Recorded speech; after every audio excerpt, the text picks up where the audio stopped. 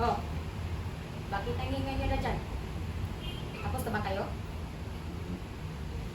Pasan nyo ng mga papel. Ingay.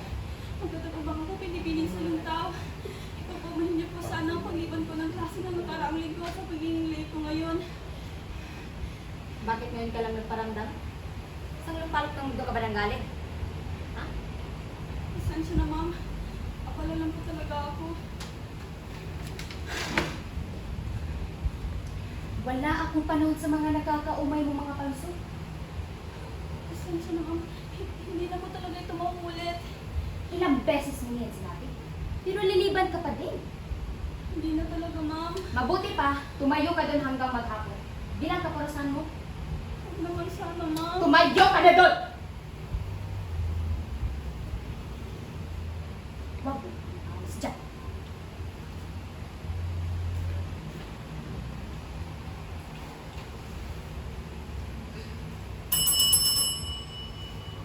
Tapos o hindi, ipasa niyo na ang mga papel.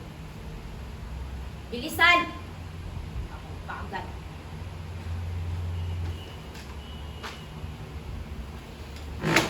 Pagkatapos dyan, pwede na kayong umuwi. O ikaw, pumasok ka nga dito.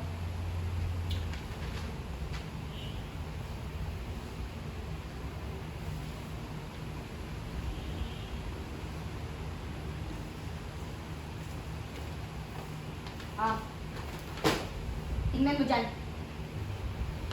Minsan ka na nga lang pumasok sa klase ko eh. Ngayon, isang linggo kang nawala. Saan ka ba nanggaling? Pasensya na, ma'am. Akala lang po talaga. Yan na naman ng mga palusot na yan. Hindi ka ba napapagod kagagawa ng mga palusot? Hindi po ito palusot, ma'am. Ano yan? Magic? Mangangako ka tapos mawawala ka ulit, ha? Pagkagaling mo namang bata ka. Hindi po, ma'am. Wala po akong ginawa na ganyan. Hindi ako maniniwala. Lalo na sa mga taong kagaya mo. Alam kong may ginagawa kang masama rin sa parang ito. Ano ibig ko sabihin sa mga kagaya namin, ma'am? Wala ka nang pakialam. Ngayon, sabihin mo nga sa akin ang totoo kung ano ba talagang ginawa mo ng mga araw na yon? Ano? Naglakwatsa ka? Hindi po, ma'am. Uminom ng alak at gumagamit ng ipinagbabawal na gamot? Ay, hindi po, ma'am. Baka kasapi ka sa mga grupo ng mga gang at basudolera dyan sa labas. Wala pong ganyan, ma'am. Terorista ka pala. Sabi ko na. Hindi ko na po kayo mawari, ma'am. Baka naman. Buntis ka. Pwede ba, ma'am? Mahinta mo muna ako. Ako ang pakinggan mo. Dahil kulang na lang. Ibabagsak ka. Naman sana, ma'am. Alam ba ito ng mga magulang mo? Ha? Wala na po. Aha! Naglalakwatsa ka talaga. Ipapatawag ko ang mga magulang mo at kung hindi sila susunod, ibabagsak kita. Sana, ma'am. Huwag ka nang magpumilit. Ma'am. Huwag ka nang magpalusok. Ma'am! Pwede ba? Hindi mo muna ako. Kahit yun lang.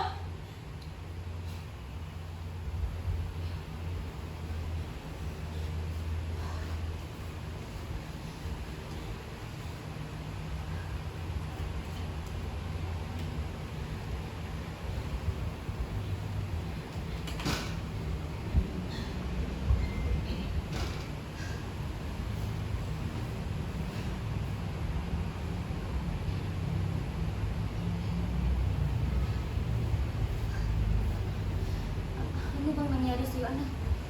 Huwag na, ma'am. Dahil alam kong sasabihin niyo na naman na ito ay isang palusot. Sige na, Iha. Sabihin mo ng mga yan. Pilit ko sinasabi sa'yo kanina, ma'am. Ngunit hindi niyo ako binibigyan ng pagkakataon. Umanhin kung ganun, Iha. Hindi ko alintana kung anong nangyari sa akin kanina. Kasi sobrang pagod at puyat ang aking nararamdaman. Sige na, Iha. Alam kong galit ka sa akin. Ngunit handa ako makinig sa mga sasabihin mo. Sige na. Kasal! Ano kasal ang pinagsasabi mo, Iha?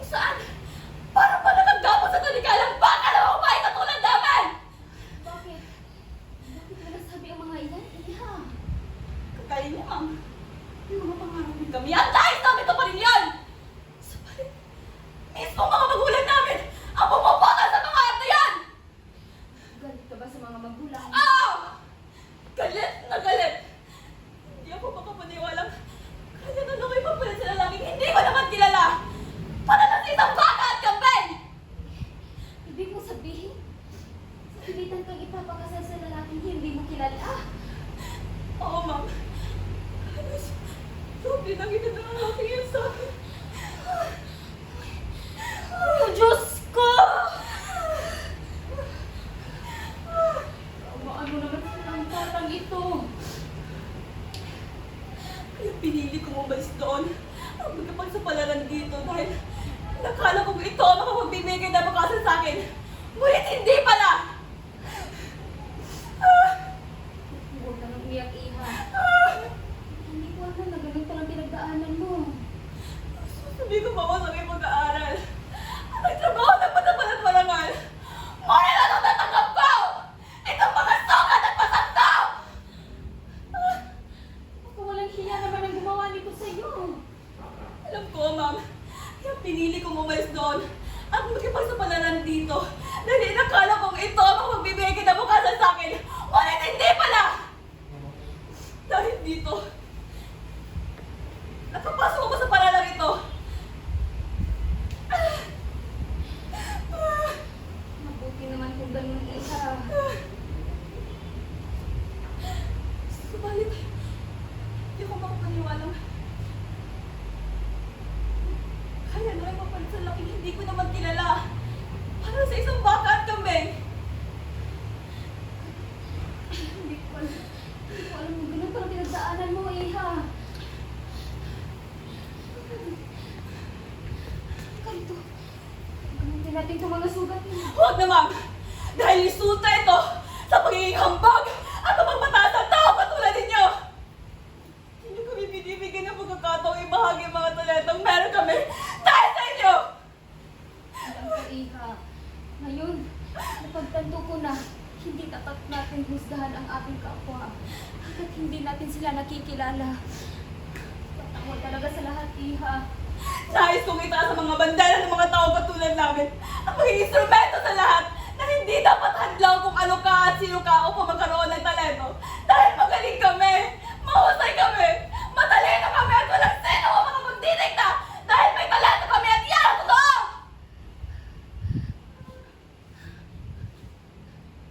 Pasensya naman sa mga nasabi ko. Ngunit ako yung una na pagkarinig ako yung ako.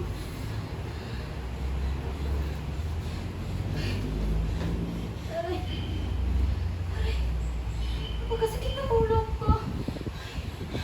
Aray! Aray!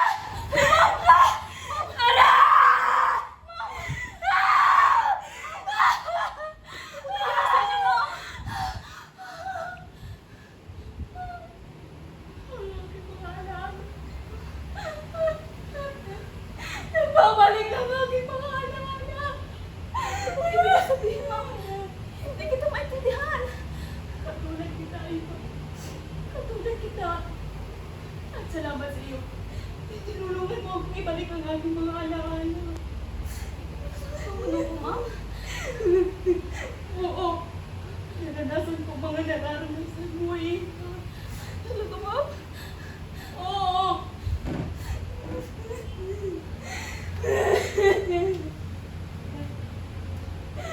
Hindi ko alam na. Yan pala pinagdaanan niyo, ma'am.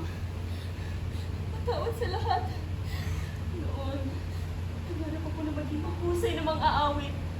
Ngunit naputol ang mga iyon.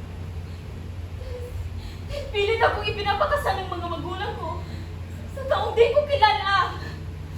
Kumakas ako sa amin at nagpagkalayalan niyo. Ano nangyari sa iyo pagkatapos, ma'am? Napadpad ako sa isang daan.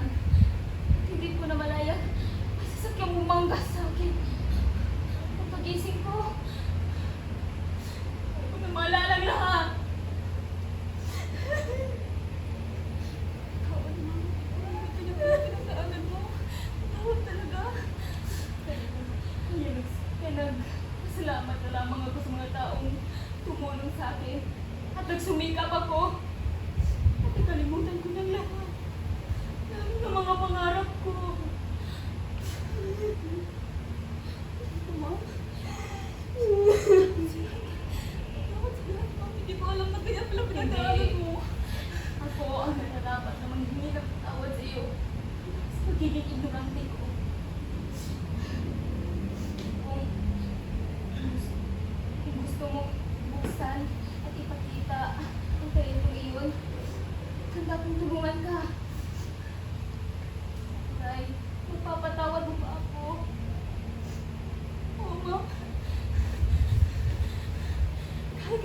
patawad. Subalit, pag-iisipan ko muna ang puso ko. Maraming salamat sa pagkakataon ito, ma'am. Mabuti naman kung ganun, Iha. Nandito lang ako kung kailangan mo ako. Huwag kang magdadalawang isip. Ipakita ang talent iyon. Oo, ma'am. Maraming salamat po, ma'am. Saluray! Teka lang. Lagi mo rin tatandaan. Lilipad ka. Aangat. At hindi na kita sa lugar. Huwag mo kakalimutan na magdasal palagi. At huwag kang mawala ng pag-asa. Huwag ka man dalhin ng iyong tadhana. Ang bawat higla ng iyong kultura. Kanilas ng iyong pagkakakilan.